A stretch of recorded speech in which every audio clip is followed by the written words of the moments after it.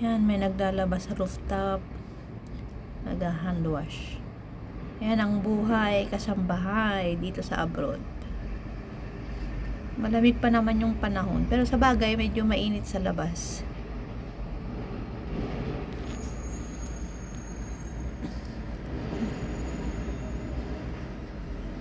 Okay, ang ganda ng ano rin, swimming pool. Ayan ang swimming pool sa building na yan. Tapos meron ding, ewan kung makikita dito yung tennis court. Ayun yung tennis court. Oh, ayun no, yung tennis court. Nakikita nyo yan. Yan ang tennis court. Sa mga building kasi, meron silang swimming pool, tennis court, ganon. May mga bus, mga shuttle bus.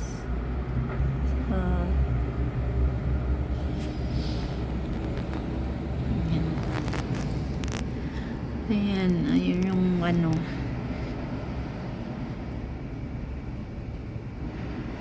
nasa rooftop yung kasangbahay.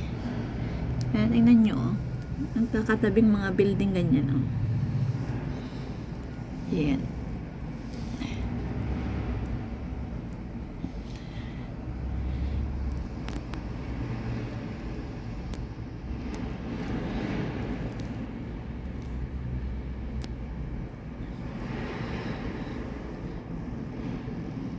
Buti pa sila dyan sa rooftop. May sampayan. Dito kay amo walang sampayan. Dito lang talaga sa loob ng bahay. Kaya gumagadi fire. Ayun, naglalaba pa rin siya. Buti siya laging dyan. Nagsasampay dyan sa rooftop nila.